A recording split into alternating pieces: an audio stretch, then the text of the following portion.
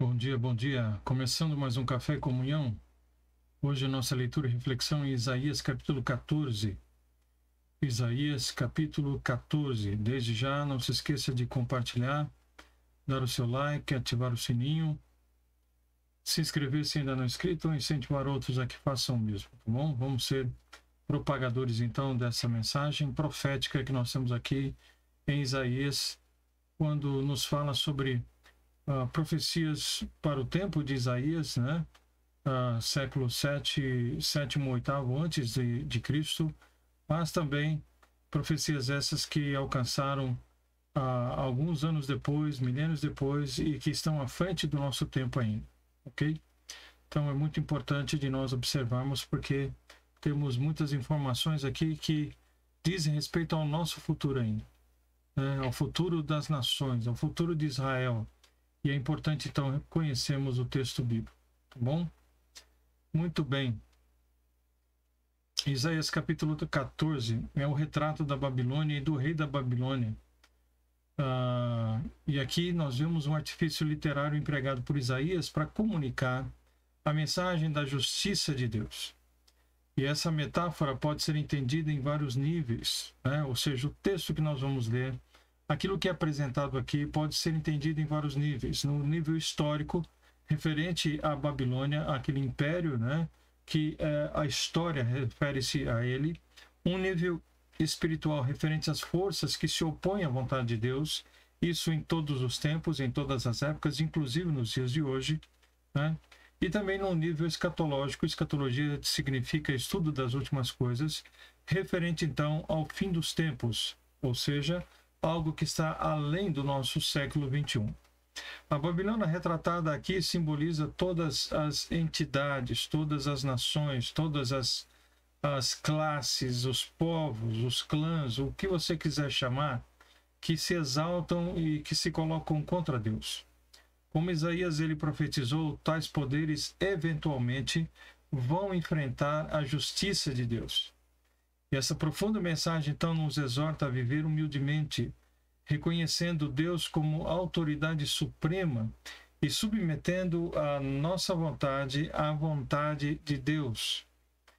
Além disso, a figura do rei da Babilônia pode ser vista como representando sistemas opressores, poderes arrogantes, forças ímpias. Então nós temos isso acontecendo em vários momentos da história, inclusive de novo nos dias de hoje.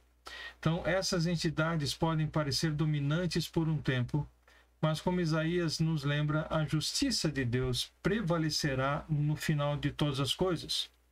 Portanto, nós precisamos, como o povo naquela época foi exortado, e nós somos exortados hoje com a mesma palavra, precisamos permanecer firmes em nossa fé, sabendo que servimos a um Deus justo e a um Deus reto, um Deus íntegro, um Deus correto em todos os seus caminhos. Isaías 14 enfoca então a queda do rei da Babilônia, que é descrito como sendo um rei arrogante, orgulhoso. Contém aqui descrições vívidas e impressionantes da queda do rei, com o rei sendo levado ao reino dos mortos e despojado de seu poder e da sua glória. Traz uma mensagem ainda de esperança e restauração para os israelitas, aos quais é prometida a liberdade da opressão babilônica e o retorno da sua terra, à sua terra natal.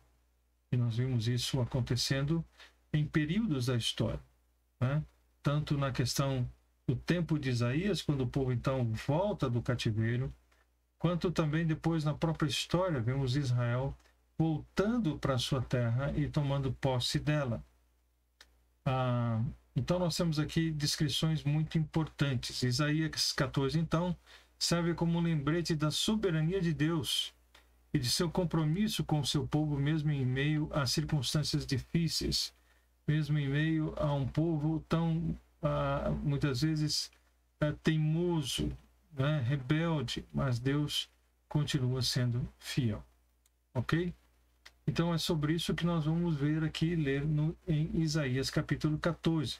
São essas informações que nós precisamos reter na mente e no coração para podermos compreender, né, todo o quadro que se apresenta para nós no passado, presente, também se apresentará no futuro.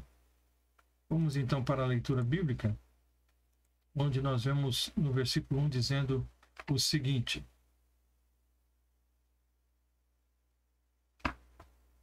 o Senhor, porém, terá misericórdia dos descendentes de Jacó. Mais uma vez escolherá Israel para ser o seu povo.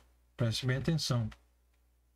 Não somos nós que dizemos, é a palavra de Deus que diz que Israel é o seu povo. Povo escolhido, né? Povo que ele levantou, povo que ele formou. Ele os trará de volta e os estabelecerá em sua própria terra. Gente de muitas nações virá, se juntará a eles e se unirá ao povo de Israel. Então eles voltarão do cativeiro, né? E terão outros estrangeiros que estarão também com eles, que se converterão ao Senhor, tá? E que permanecerão então juntamente com eles, tá? Então alguns estrangeiros vão se juntar a eles. É isso que a palavra do Senhor diz, né? Então, num primeiro momento, quando nós vimos lá o primeiro êxodo, né?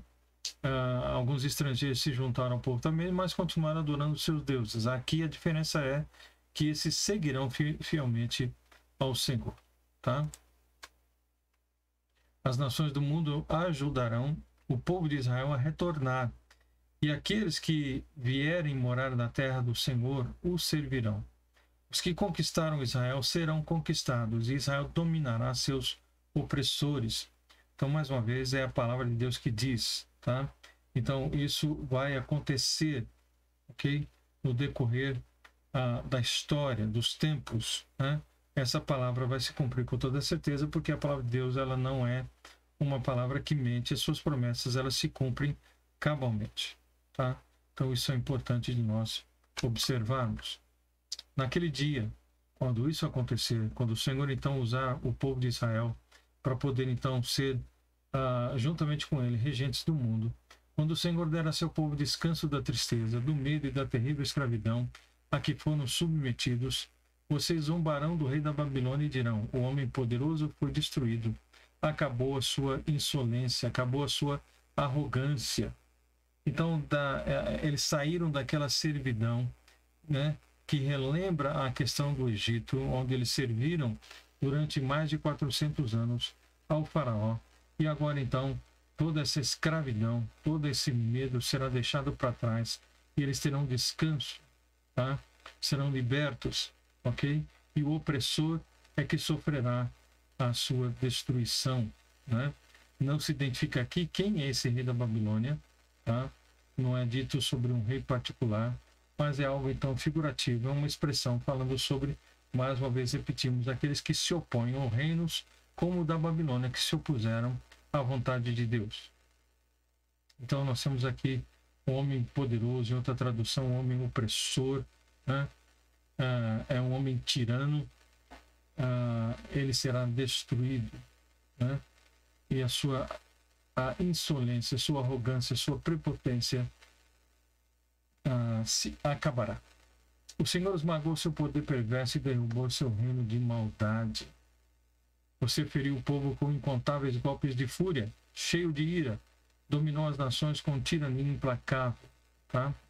Então ele deixa claro essa questão de que eles então feriram, né, justamente o povo de Deus e outras nações de uma forma implacável, foram tiranos, e agora eles vão sofrer e pagar o preço de toda essa tirania, né? O Senhor mesmo julgará e destruirá os instrumentos de opressão de cada um deles, né? Então, é isso que o texto bíblico fala claramente aqui, né?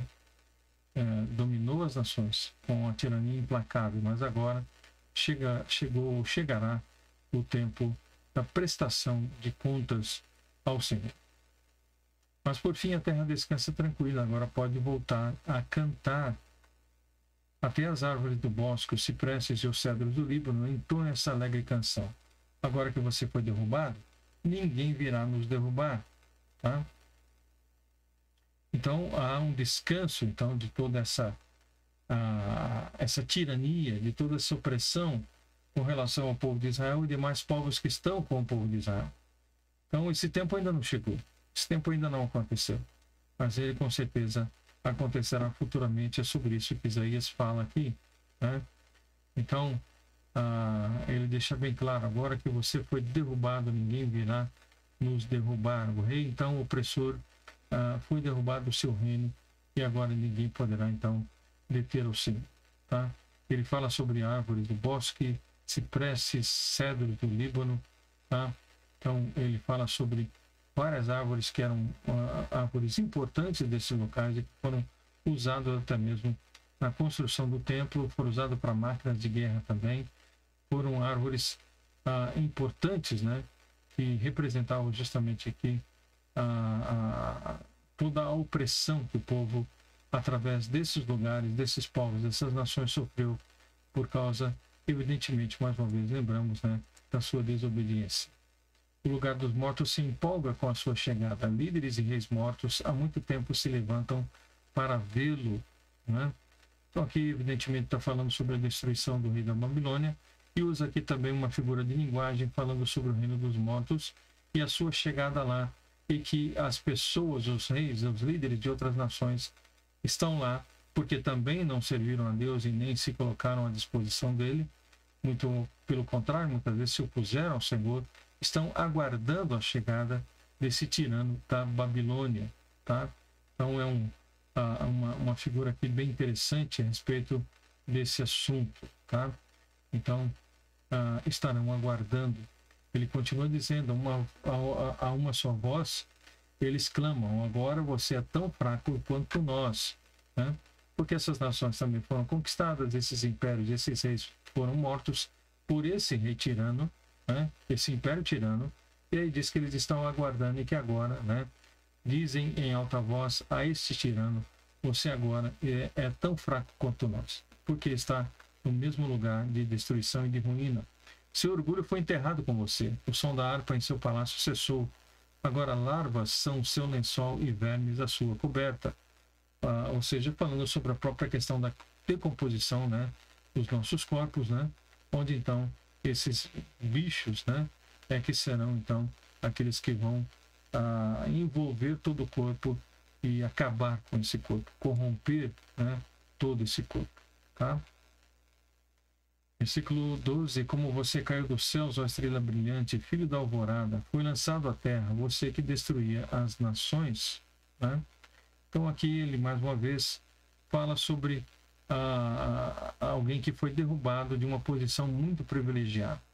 Evidentemente se faz uma alusão em Isaías 14, vamos ler mais alguns versículos, né, que nos dão a entender aqui também uma figura de Satanás que foi lançado dos céus, mas não necessariamente, né, apenas isso, mas olhando principalmente para reinos, né, que foram destruídos por causa da sua arrogância, por causa da sua altivez, por causa da sua prepotência.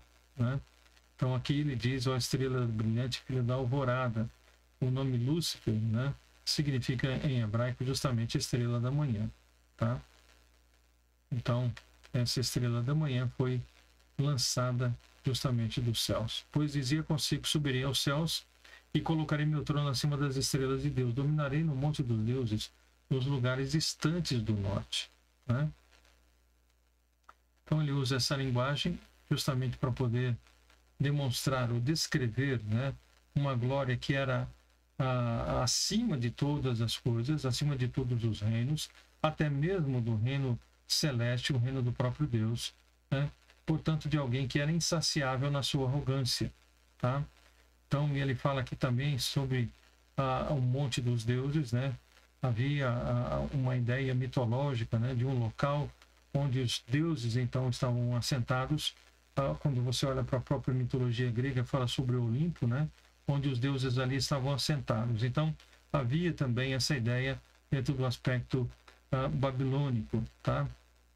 Então ele está dizendo que iria estar acima até mesmo desse local, desses lugares, e que ele iria dominar todas as coisas. Então a sua prepotência, a sua arrogância diz de que ele seria o único dominador de todas as coisas. Tá? Subirei aos mais altos céus e serei como o Altíssimo. Ok? Então, mais uma vez mostra aí justamente, né, a questão da sua a arrogância da sua prepotência, dizendo que será maior ainda do que o próprio Deus, tá? Ou que será como o próprio Deus, ok? O que já é algo realmente de uma prepotência sem tamanho, tá? Em vez disso, será lançado ao lugar dos mortos o mais profundo abismo, né? A palavra abismo aqui é uma referência a um inferno.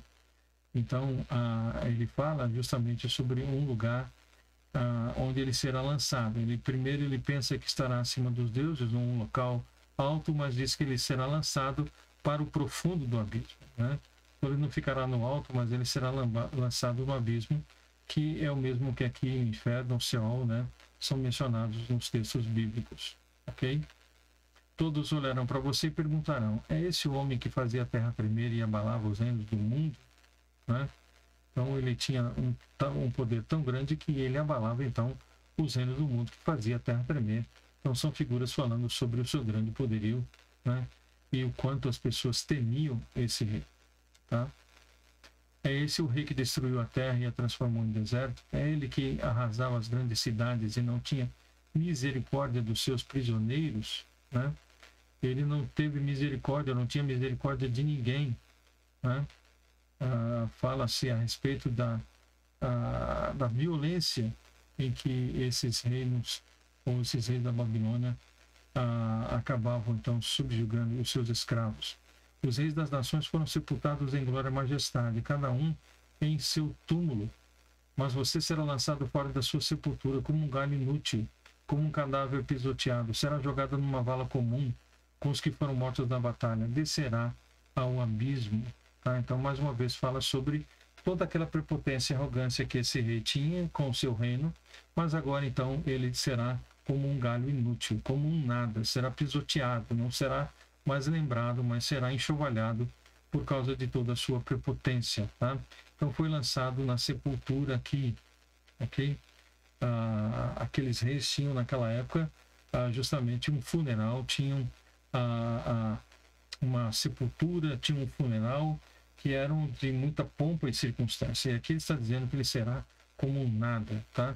Será jogado em qualquer vala, tá bom? E não terá um sepultamento digno, pois destruiu sua nação e massacrou seu povo. Os descendentes de alguém tão perverso nunca mais receberão honras, né? Esse perverso nunca mais será lembrado, é essa ideia aqui transmitida pelo texto. Matem os filhos desse homem, que morram por causa dos pecados do pai, para que não se levantem a fim de conquistar a terra e encher o mundo com as suas cidades. Ok? Então, mais uma vez, uma linguagem pesada, evidentemente, né, e que muitos talvez não entendam nos dias de hoje, mas aqui quem está falando é o Deus soberano, que conhece todas as coisas e as intenções do coração e o futuro de todo ser humano. Então ele fala sobre esses que eram tão perversos que trilhariam um caminho de maldade e de iniquidade e que, portanto, precisariam ser exterminados antes que isso acontecesse, tá? Assim diz o Senhor dos Exércitos: eu mesmo me levantarei contra a Babilônia, destruirei os seus filhos e os filhos de seus filhos, diz o Senhor. Então, o próprio Deus está dizendo que vai se levantar, né, que será responsável pela destruição desse rei arrogante e de toda a sua descendência. Não restará ninguém, ele deixa bem claro. Enquanto ele fala sobre os remanescentes, né, em Israel e de outras nações que se juntarão a Israel, aqui da Babilônia, ou seja, daqueles que literalmente e frontalmente se colocam contra o Senhor, eles serão destruídos e exterminados. Transformarei a Babilônia em lugar para corujas, cheio de pântanos e brejos, varrerei da terra como uma vassoura de destruição. Eu, Senhor dos Exércitos, falei. Então, quando o Senhor diz alguma coisa, não há como resolver isso. A Babilônia se tornaria um lugar selvagem e desabitado, né? Ou seja, aqueles que se opõem ao Senhor se tornarão como um nada, né? Como um deserto. O Senhor dos Exércitos jurou: tudo acontecerá como planejei, ele será conforme decidi. Ele é soberano e faz o que quer, quando quer, da maneira que quer. Então nós não podemos questionar a Deus em hipótese alguma, pensar de que ele seja injusto, de que ele seja parcial, porque ele não é em hipótese alguma. Ele sabe exatamente o que faz, ele tem o poder sobre todas as coisas, ele tem o poder sobre a vida e também sobre a morte, tá? Então o Senhor, ele reafirma a sua supremacia sobre todas as coisas. Ninguém pode estar acima dele, né? Ninguém pensa que pode derrotá-lo, porque todos são pó diante dos seus pés. Derrubarei os assírios quando estiverem em Israel e os pisotearei em seus montes. Meu povo não será mais seu escravo, nem se curvará sobre o peso de suas cargas. Então, mais uma vez, aqui o Senhor fala sobre o livramento do seu povo e o quanto ele vai, então, prestar, né, ajuda, auxílio e ser a segurança desse povo, né, se opondo a todos aqueles que se colocam contra o seu povo e a sua nação. Tem um plano para toda a terra. Minha mão está sobre todas as nações. O Senhor quer abençoar todas as nações, mas aqueles que se levantarem contra ele vão ser destruídos e vão pagar um preço alto por causa da sua prepotência, por causa da sua arrogância, pensando que podem enfrentar o Senhor. O Senhor dos Exércitos falou: quem pode mudar os seus planos? Quem levanta sua mão, quem pode detê-la? Né? Quando levanta sua mão, quem pode detê-la? Ou seja, o Senhor está acima de qualquer coisa, não há como comparar, não há como querer fazer qualquer tipo, né, de comparação do Senhor com qualquer reino, com qualquer pessoa dessa terra. Ele falou e os seus planos não serão mudados. Tá? Agindo ele, ninguém pode impedir. A sua mão sendo levantada, ninguém pode deter. Então, isso que ele deixa muito claro aqui no texto. Recebi essa mensagem no ano que o rei Acaz morreu. Então, aqui, Isaías, dizendo dessa mensagem, tudo que ele está dizendo é palavra do Senhor. Recebeu a mensagem da parte de Deus, foi no ano em que Acaz morreu. Então, Acaz morre e inicia-se, então, um novo período em Judá e, posteriormente, em Israel. Tá? Esse ano que ele morreu, provavelmente, é o ano 720 a.C. Não se alegrem, filisteus, por estar morto o rei que os feriu, pois dessa cobra nascerá outra mais venenosa, uma serpente terrível e abrasadora. Tá? Então ele deixa claro aqui, né, que a Filístia, né, os filisteus, não tem nenhum motivo para se alegrar com o fato de o rei Acaz ter morrido, porque Deus vai levantar outras pessoas que serão mais poderosas ainda que Acaz, no sentido de enfrentar os filisteus, que sempre foram uma pedra no sapato. Israel sempre foram inimigos ferrenhos do povo de Israel. Alimentarei os pobres em meus passos, e os necessitados se deitarão em paz. Quanto a vocês, eu os matarei de fome e destruirei os poucos que restarem. Tá? Então, a Babilônia, a Filícia ou a Filistia, ele diz: não restará ninguém.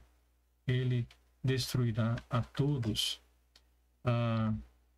Lamentem junto aos portões, chorem alto nas cidades, derretam-se de medo, filisteus. Um exército poderoso vem do norte como fumaça. Cada soldado avança depressa, ansioso para lutar. Né? Então, em qualquer cidade murada, a porta é sempre o ponto mais fraco. Tá? Sempre o ponto mais fraco. E quando o portão principal era derrubado, então a cidade estava prestes a ser tomada. Né? Então, ele diz que viriam, ele deixa claro aqui, né? Um exército poderoso vem do norte, como fumaça. Vai chegar rapidamente, avança depressa, né?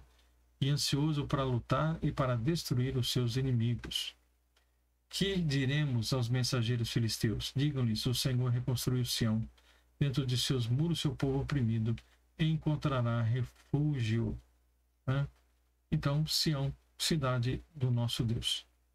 A destruição, então, da Filístia não deixará refúgio para os filisteus. O único lugar onde eles poderão se sentir a salvo será em Jerusalém, a cidade que foi construída por Deus. Né? Então será esse o local para o qual os opressores de todas as nações poderão se dirigir e ali se tornar povo de Deus. Eles precisarão, então, se voltar para o Senhor. Se não fizerem isso, serão destruídos. Então, a causa da verdade enfrentou muitos inimigos ao longo dos séculos. E a verdade vai prevalecer um dia. Hoje nós continuamos vendo tanta corrupção, tanta maldade, tanta crueldade, tanta inverdade, tanta mentira, tanto engano, tanta corrupção. Os fundamentos, como o salmista diz, realmente estão transtornados. O mundo está de ponta cabeça, de pernas para o ar. Então, realmente, a verdade não é mais verdade, ela é relativa. Né? Muitas coisas estão acontecendo que são um assombro. E o Senhor diz que vai colocar tudo no seu devido lugar. Né? Então, ao longo dos séculos, as pessoas tiveram todas as oportunidades para se aproximarem de Deus, mas o que elas estão fazendo é se afastando cada vez mais do Senhor e honrando a si mesmos, se colocando como deuses, né? Se colocando como pessoas que não têm que prestar conta a Deus sobre coisa alguma, com a sua arrogância, a sua prepotência, achando que podem fazer e acontecer sem prestar contas de nada a ninguém. Mas esses dias vão terminar. Os dias daqueles que se opõem a Deus, esses dias estão contados, né? Estão contados, pode ter certeza, tá? Todos que se levantam, que se opõem contra Deus, seja com suas palavras, sejam com seus atos, sejam com seus ensinos, eles estão tendo já os seus dias contados, vão pagar um preço caro, serão julgados pelo Senhor, você pode ter certeza disso. Então vamos levar essas verdades atemporais a sério, permitindo que elas nos moldem, que nos guiem enquanto nós caminhamos nessa jornada espiritual. Porque por mais que talvez você não acredite, não somos apenas matéria que vai morrer e que vai acabar. Nós somos um corpo que dentro dele tem uma alma e um espírito que prestarão contas a Deus de tudo que fizeram ou deixaram de fazer, né? Você crendo ou não crendo nisso, nada vai mudar. Porque isso vai acontecer. O Senhor vai pedir contas de cada pessoa nessa terra, em todos os tempos, em todas as épocas, e todos que se opõem contra Deus terão o seu julgamento com toda certeza. Ok? Então que fique firme no seu coração, na sua mente essas palavras. Deus permitindo, nosso próximo encontro estaremos então lendo e refletindo Isaías capítulo 15. Mais uma vez digo, mensagem atualíssima para todos nós. Abra sua mente, abra seu coração, para que a palavra do Senhor possa então realmente alcançar, né, o seu mais íntimo, né, alcançar a sua alma, o seu espírito, e você realmente possa mudar os seus conceitos, os seus pensamentos, os seus valores, entendendo de que só existe uma verdade, e essa verdade é o Deus Todo-Poderoso na pessoa do Senhor Jesus. Pai, nós te agradecemos por essa manhã, pedimos a tua bênção sobre todos nós, e que teu Espírito nos ilumine, nos faça compreender essas verdades e que sejamos alcançados, atingidos por elas, e que possamos, ó Deus, realmente entregar nossa vida, entregar tudo que somos e que temos ao Senhor e vivemos ao teu lado, ó Deus, e deixarmos então de sermos inimigos para sermos amigos de Deus. Orienta-nos, portanto, dá-nos um bom dia. Oramos em nome de Jesus. Amém. Que Deus abençoe. Um forte abraço a todos vocês. E então, no nosso próximo encontro, estaremos juntos mais uma vez, refletindo e lendo Isaías agora, capítulo 15, dando continuidade a essas profecias aqui do grande profeta de Deus, o Isaías. Tá bom? Um forte abraço e até o nosso próximo encontro.